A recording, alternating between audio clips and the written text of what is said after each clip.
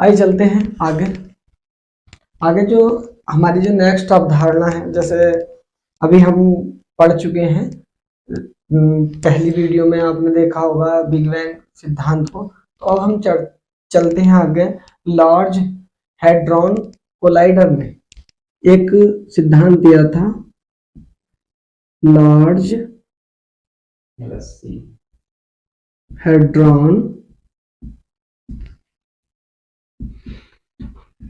Collider तथा big bang सिद्धांत।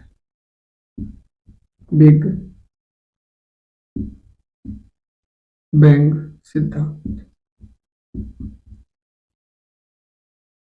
ठीक है। ये जो हमारा लार्ज हैड्रॉन कोलाइडर है और बिग बैंग सिद्धांत, अब इस सिद्धांत की पुष्टि के लिए हमारे जो एक नया वो चला गया, एलएससी के नाम से, एक महाऐतिहासिक शोध के नाम से इसको जाना जाता है। क्योंकि जो बिग बैंग सिद्धांत ने बताया था कि छोटे छोटे पार्टी जो हमारा 15 लाख अरब वर्ष पूर्व हमारा एक अग्निपिंड था, उसमें विस्फोट के बाद में जो हमारा गोला था वो छोटे छोटे पार्टिकलों में टूट गया, छोटे छोटे बिग बैंग में क्या हो गया, अलग अलग हो गया। तो इसके कारण क्या हुआ था, पूरे हमारे सौरमंडल में जो तारे हैं, ग्रह हैं, आकाश गंगाएं हैं, इनका निर्माण हो, ऐसा इन्होंने कहा था। लेकिन इसको सत्य करने के लिए फिर उसके बाद में हमारा एक और लार्ज हैड्रॉन कोलाइडर के नाम से, एलएससी के नाम से हमारा एक और सिद्धांत प्रतिपादित किया गया और उस सिद्धांत में एक प्रैक्टिकल किया गया, ठीक है नहीं। तो हमारा जो प्रैक्टिकल है वो इस तरह का था कि एक जो पृथ्वी की एक सतह पर 100 फीट नीचे जाने के बाद में 27 किलोमीटर की सुरंग बनाई गई, और सुरंग बनाने के बाद उसमें जो प्रकाश से आने वाले कण थे जिनको हम प्रोटॉन कहते हैं, तो उन प्रोटॉन को आपस में टकराया गया। उन प्रोटॉन को आपस में टकराने के बाद आपके हिग्स बोसान नामक नए नए कण, जैसे dark matter, dark energy, one more dimension, ठीक है नहीं, और इन्हीं सबको हमने क्या कह दिया, गॉड पार्टिकल के नाम से पुकारा। तो ये हमारे दिए गए थे। अब देखते हैं इसमें जो सरल नामक हमारी एक यूरोपीय एजेंसी है, रिसर्च एजेंसी है, इसके बारे में अभी आगे डिस्कस करेंगे।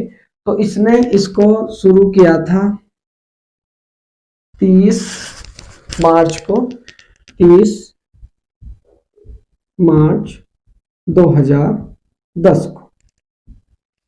30 मार्च 2010 को सर्न के द्वारा ये जो हमारा एक, इसको हम इस शोध को हम एक हिस्टोरिकल शोध के नाम से भी जानते हैं, इसको ऐतिहासिक महाप्रयोग के नाम से जाना गया। क्योंकि सर्न के द्वारा इस वाले ये जो हमारा सिद्धांत आया, जो हमारी शोध थी लार्ज हैड्रॉन कोलाइडर को, इस शोध को पूरा करने के लिए सर्न ने इस प्रयोग को किया। इसकी जो स्टार्ट था इसको किया था 30 मार्च 2010 को। इसे एक ऐतिहासिक महाप्रयोग भी माना जाता है। इसमें क्या था, जो हमारा जेनेवा था, ठीक है नहीं, बेसिकली सर्न का जो मुख्यालय है वो जेनेवा में ही है, ठीक है। फ्रांस और स्विट्जरलैंड के बीच में की सीमा पर जेनेवा में स्थित है इसका मुख्यालय, ठीक है। तो जेनेवा में एक 100 फीट गहराई में 100 फीट गहराई में 27 किलोमीटर की एक सुरंग खोदी गई, ठीक है। बेसिकली जो ये इसलिए खोदी गई थी क्योंकि वहां पर हमें प्रकाश की किरण गुजारनी थी और उसमें हमें जो उसमें उपस्थित प्रोटॉन थे उसमें आपस में टकराव कराना था, ताकि ये हमें पता चल सके कि ब्रह्मांड का निर्माण किस तरह हुआ है, ठीक है। तो इसी बात को, अब ये जो हमारी शोध थी इसमें 1000 वैज्ञानिक शामिल थे। कितने वैज्ञानिक शामिल थे?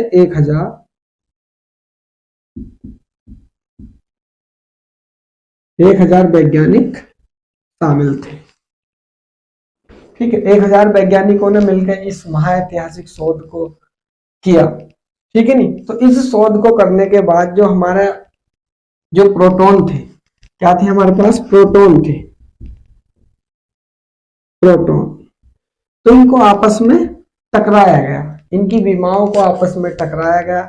तो इससे हमारे एक टकराने के बाद में हमें एक नए प्रकार के जो कण हैं वो प्राप्त हुए, जिनको हम हिग्स बोसान के नाम से जानते हैं। किसके नाम से जानते हैं, हिग्स बोसान।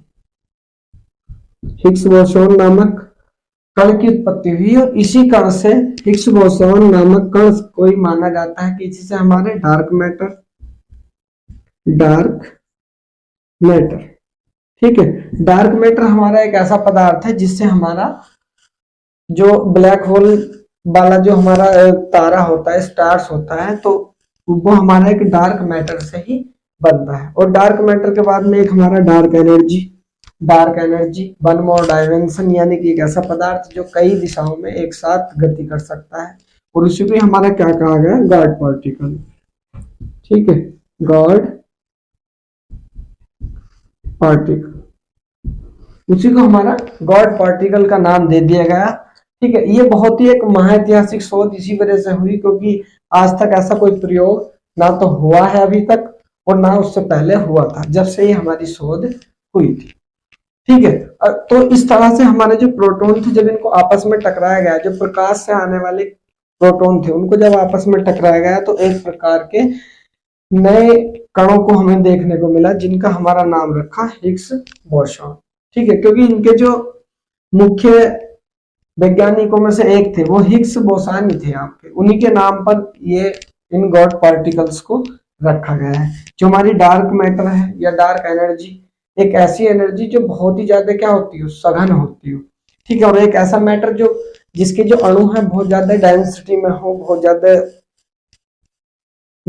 ज्यादा सघन हो, तो ऐसे मैटर्स को हम डार्क मैटर्स बोल देते हैं। और ये सघन होने की वजह से इसमें गुरुत्वाकर्षण बल बहुत अधिक बढ़ जाता है, और गुरुत्वाकर्षण बल इतना बढ़ जाता है कि उसकी जो बाहरी सतह में जो सौर एनर्जी होती है, जो सौर द्रव्यमान होता है, उससे गुरुत्वाकर्षण द्रव्यमान का जो मान है वो बढ़ जाता है। तो उस कारण से हमारा डार्क मैटर उत्पन्न हुए, गॉड पार्टिकल्स या डार्क एनर्जी हमारी, उससे जो उत्सर्जन ऊर्जा जो हमारी प्राप्त हुई उसको हम डार्क एनर्जी बोलते हैं। क्योंकि जब दो प्रोटॉन आपस में टकराएंगे तो एनर्जी भी निकलेगी और एक नया कण भी बनेगा, नया अणु पार्टिकल्स बनेगा, उसी को हमने क्या कहा, गॉड पार्टिकल्स के नाम से जाने जाते हैं, ठीक है। आगे चलते हैं इसी को,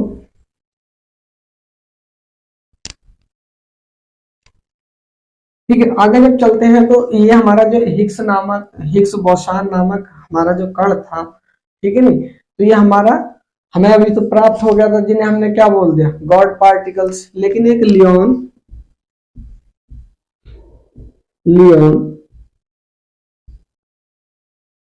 लेडरमैन, ठीक है, एक हमारा लियोन लेडरमैन व्यक्ति थे। उन्होंने जब ये हमारे जो ऐतिहासिक शोध थी, इसके बाद में हमारे पास क्या थे, हिग्स बोसॉन थे, क्या प्राप्त हुए थे, हिग्स बोसॉन, हिग्स बोसॉन, इनको इंग्लिश में भी हिग्स बोसॉन ही बोलते हैं, ठीक है, चाहे आप लिख सकते हैं हिग्स बोसॉन का, ठीक है। और इसी को हमारा क्या बोला जाता है, गॉड पार्टिकल,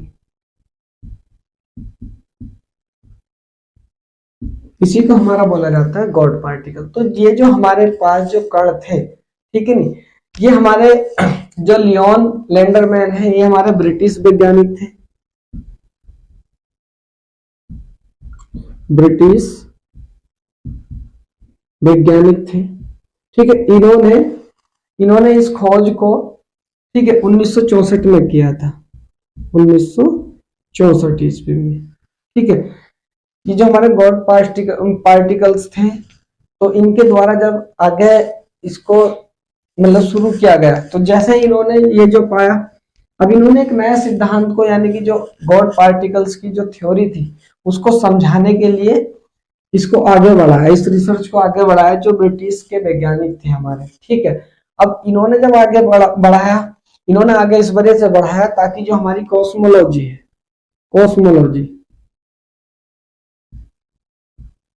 कॉस्मोलॉजी होता है हमारा ब्रह्मांड शास्त्र या ब्रह्मांड विज्ञान भी हम इसको बोलते हैं कॉस्मोलॉजी को। तो जो कॉस्मोलॉजी या ब्रह्मांड विज्ञान के अनसुलझे रहस्य थे उनको सुलझाने के लिए हिग्स बोसॉन जो गॉड पार्टिकल थे, इन्होंने इस रिसर्च को आगे बढ़ाया। और इस रिसर्च को बढ़ाने के लिए जो पहले से हमारी एक खोज हुई थी, सत्येंद्र नाथ बोस ने की थी, ठीक है नहीं, उन्होंने भी एक गॉड पार्टिकल्स पे क्या दी थी, थ्योरी दी थी।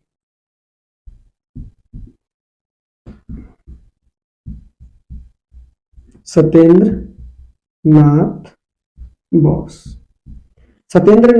नाथ बोस ने भी गॉड पार्टिकल्स पे एक थ्योरी दी थी। तो उसको समझने के लिए उस थ्योरी, ये जो थ्योरी थी जो भारत मूल के थे, ये भारत के थे सत्येंद्र नाथ बोस, ठीक है, इन्होंने भी गॉड पार्टिकल्स पर इनसे पहले थ्योरी दी थी। तो उस थ्योरी को समझने के लिए लियोन लैंडरमैन ने आगे इसको आधार मानकर कॉस्मोलॉजी के जो अनसुलझे जो सीक्रेट थे, जो रहस्य थे, उनको क्या किया, समझने के लिए इस थ्योरी को और आगे बढ़ाया। इस थ्योरी को जब इन्होंने आगे बढ़ाया तो जो शरण है आपकी,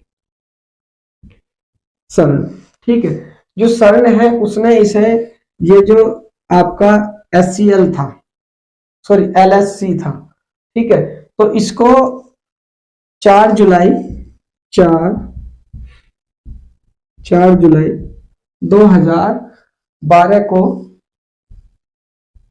ठीक है नहीं, 4 जुलाई 2012 को जो हिग्स बोसॉन कण थे आपके, ठीक है, इससे संबंधित जब इन्होंने, शरण ने इस चीज की, इस थ्योरी को क्या किया, आगे बढ़ाया, क्योंकि ये 4 जुलाई 2012 की बात है, यानी कि अभी लगभग 7-8 साल पहले की बात है। तो इस थ्योरी को आगे बढ़ाया तो तब इन्हें कुछ सब पार्टिकल्स मिले, ठीक है, सब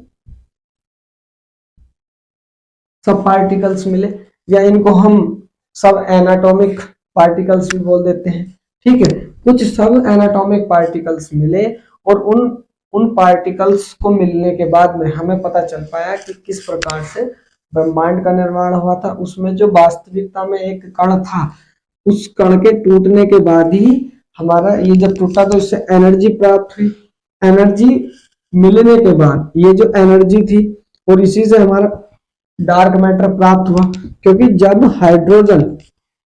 दो हाइड्रोजन आपस में क्रिया करती है तो हीलियम प्लस ऊर्जा, मैंने पहली वीडियो में बताया भी था, ऊर्जा निकलती है। तो ये जो जब टोटल हाइड्रोजन हमारी हीलियम में बदल जाती है तो ऊर्जा से क्रिया करके वो अन्य पदार्थ बना लेती है, अन्य यानी कि मेटल, आयरन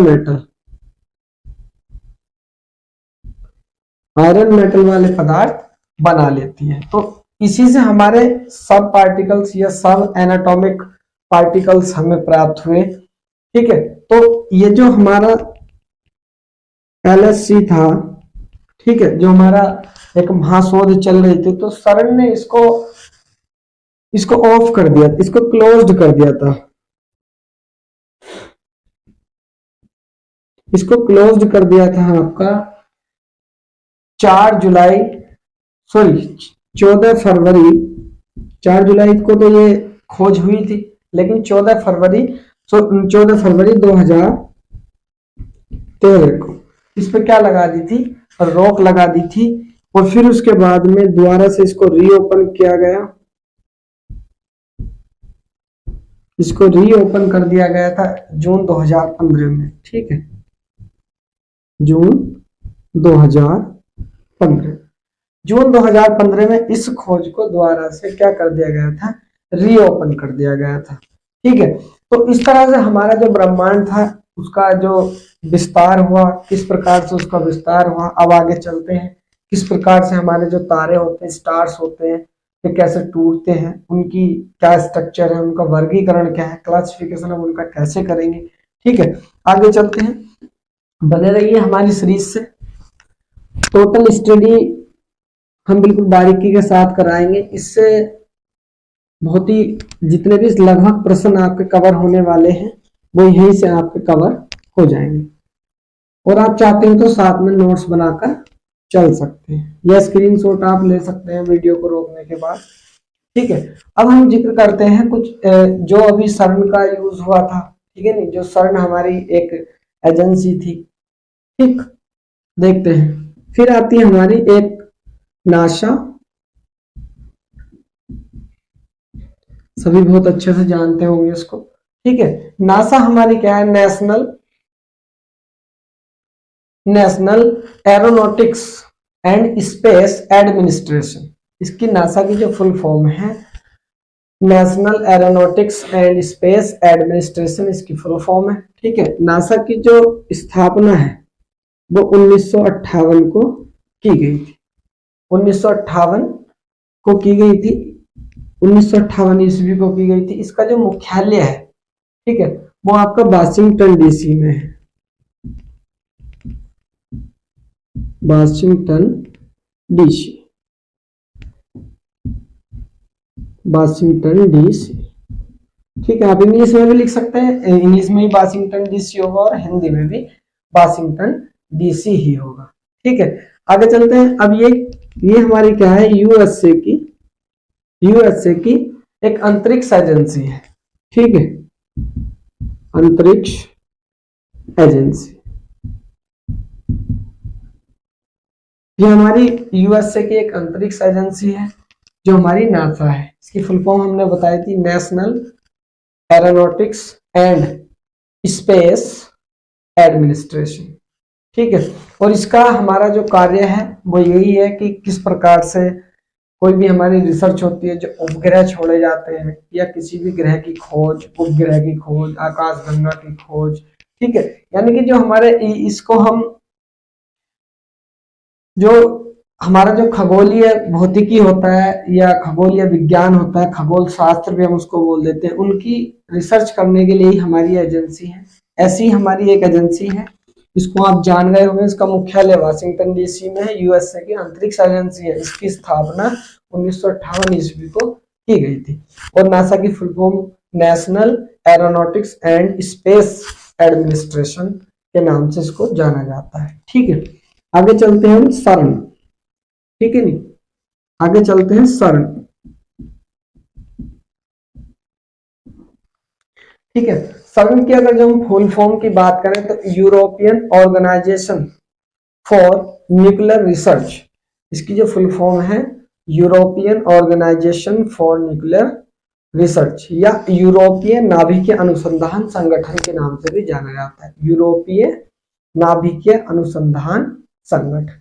ठीक है, ये इसकी फुल फॉर्म होती है। इसको लिखने की कोई आवश्यकता जैसे मुझे लगता है कि है नहीं, लेकिन आप लिख सकते हैं, मैं बोल रहा हूं तो उसको आप लिख सकते हैं, यूरोपीय नाभिकीय अनुसंधान संगठन या European organization for nuclear research. ठीक है, अब देखते हैं इसका जो हमारा इसकी जो स्थापना हुई थी। ठीक है, जो सर्न की स्थापना की गई थी, तो इसकी स्थापना की गई थी 29 सितंबर, ठीक है, 1954 को, 1954 को इसकी स्थापना की गई थी। इसका जो मुख्यालय है वो जिनेवा में है, जिनेवा। ठीक है, ये हमारी स्थापना डेट है इसकी, और मुख्यालय कहाँ है इसका, जिनेवा में। ठीक है, फ्रांस और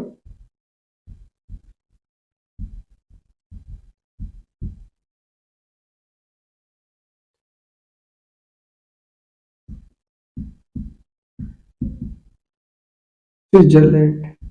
ठीक है नहीं, फ्रांस और स्विट्जरलैंड के बीच इनके बॉर्डर पर इसकी सीमा, इन दोनों की सीमा पर जिनेवा स्थित है। जिनेवा में इसका क्या है, मुख्यालय है सर्न का। अब इसका ये जो सर्न है, ठीक है, जो स्विट्जरलैंड में स्थित, जिनेवा में स्थित है हमारी सर्न कंपनी। अब इसके बारे में देख लेते हैं। ये भी हमारी एक स्पेस एजेंसी है जो हमारी रिसर्च करती है। अब ये विश्व का सबसे बड़ा परमाणु आयोग है। यह है विश्व का सबसे बड़ा परमाणु आयोग है। ये विश्व का क्या है, सबसे बड़ा परमाणु आयोग है। ठीक है, और इसका जो मेन उद्देश्य है, जो हमारे जो कण भौतिकी है, कि विश्व की सबसे बड़ी प्रयोगशाला भी मानी जाती है। इसको हम क्या मानते हैं, कण भौतिकी की सबसे बड़ी प्रयोगशाला। ठीक है, कण भौतिकी जो हमारा बहुत ही सूक्ष्म पार्टिकलों की जो खोज करते हैं, ठीक है, उसमें हमारी क्या है, सबसे बड़ी प्रयोगशाला है। ठीक है, इसका उद्देश्य क्या होता है, जो हमारे कण त्वरक होते हैं, ठीक है नहीं, जो हमारे कण त्वरकों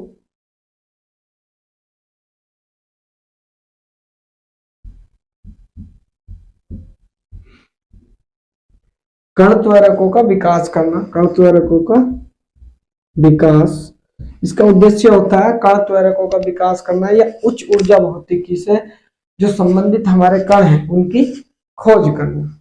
ठीक है, ये हमारा क्या होता है, CERN का उद्देश्य है। ठीक है, एक बहुत इंपॉर्टेंट बात है कि वर्ष 2017 में भारत, ठीक है, CERN का या इसका एसोसिएट सदस्य बना। एसोसिएट या मुख्य सदस्य बना भारत 2017 में CERN का। ठीक है, तो ये हमारी कुछ 2 स्पेस एजेंसी थी जिनके बारे में मैंने अभी आपको बताया। ठीक है, इनसे संबंधित कुछ जो हमारी दूरियां हैं, जो यूनिट्स हैं, उनको भी हम अभी डिस्कस कर लेते हैं, क्योंकि फिर मैं आगे जब लिखूंगा तो फिर उसमें दिक्कत होगी कि ये क्या लिख दिया, तो उसमें हम क्या कर लेंगे, उनको अभी पढ़ लेते हैं। ठीक है,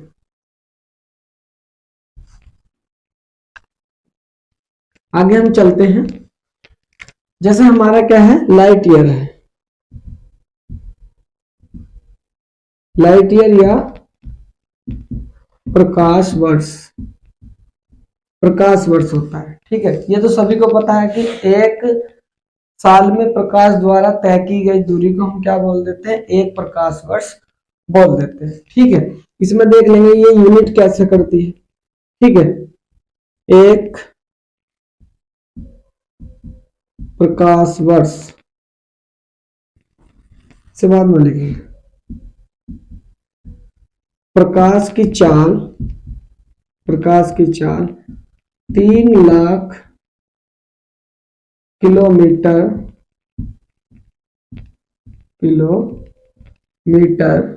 प्रति सेकंड।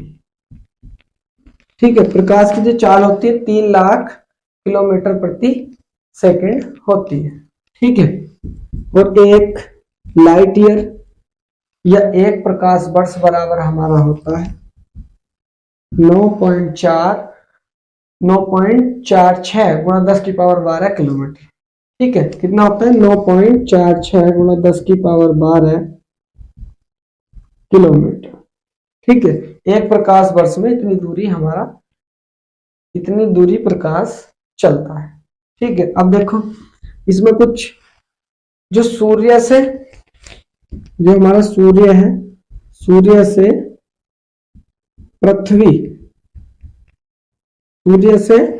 पृथ्वी तक जो हमारा प्रकाश आता है वो आ जाता है 8 प्रकाश मिनट में।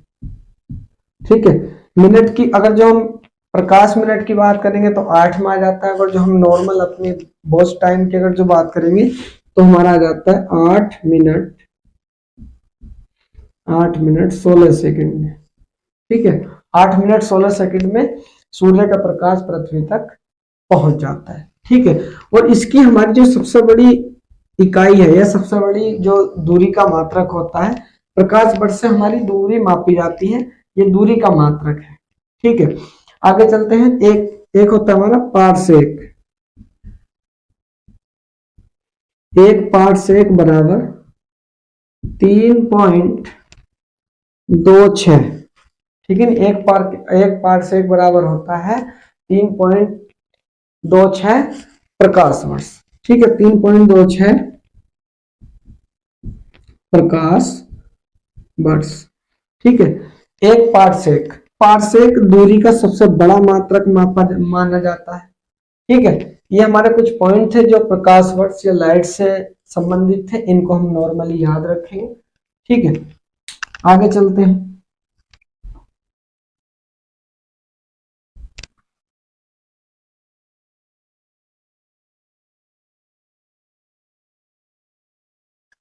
अब हमारे कुछ, जैसे एक होता है हमारा सुपर क्लास्ट,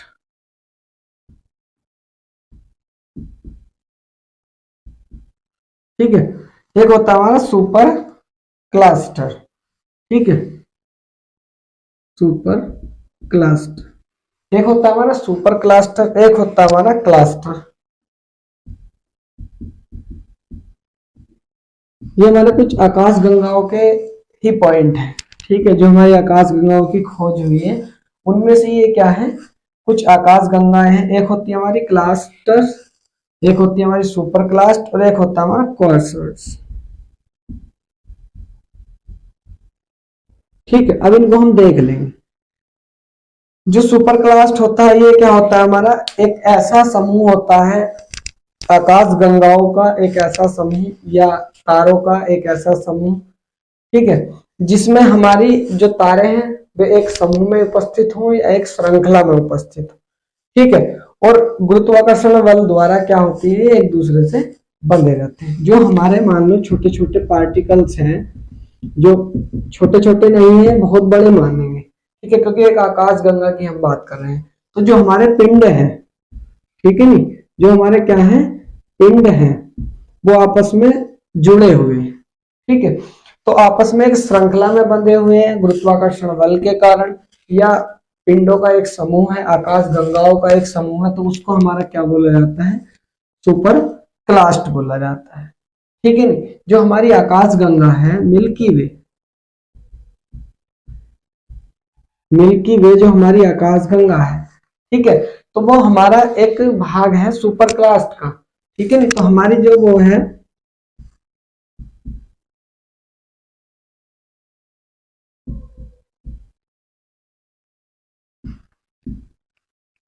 ठीक है, लाइनिकी सुपर क्लास्ट,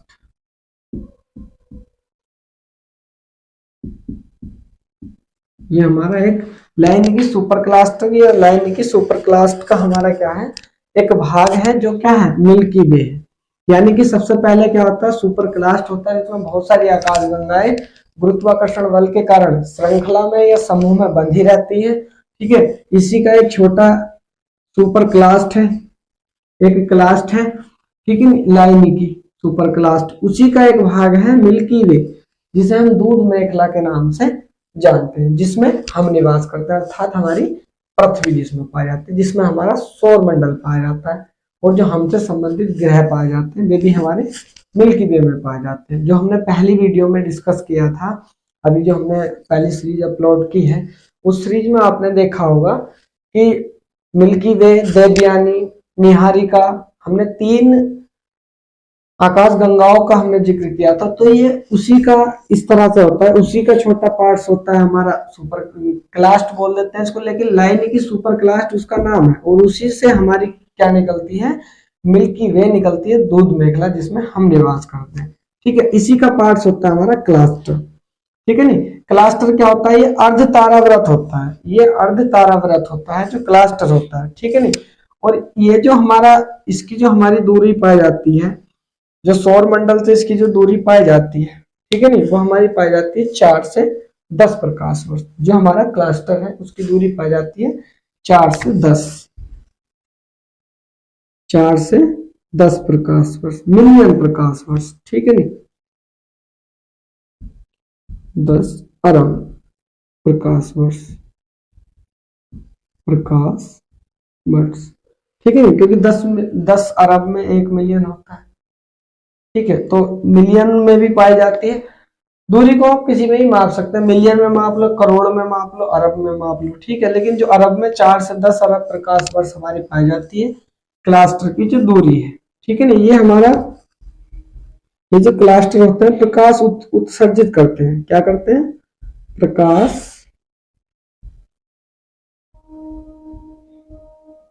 प्रकाश उत्सर्जित करते हैं। और इनसे जो आने वाली रेडियो तरंगे हैं, इनसे आने वाली रेडियो तरंगे, रेडियो तरंगे, इनके बारे में जानकारी देते हैं, इनके बारे में जानकारी देते हैं, ठीक है। तो ये हमारा क्या होता है, क्लास्टर होता है, ठीक है नहीं, क्लार्स होता है।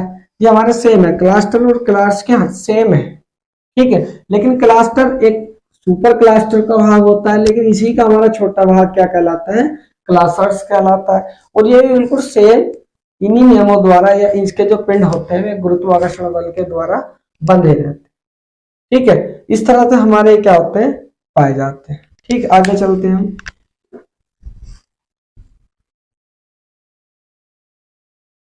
ये तो हमारे आकाश गंगाओं के कुछ प्रकार थे।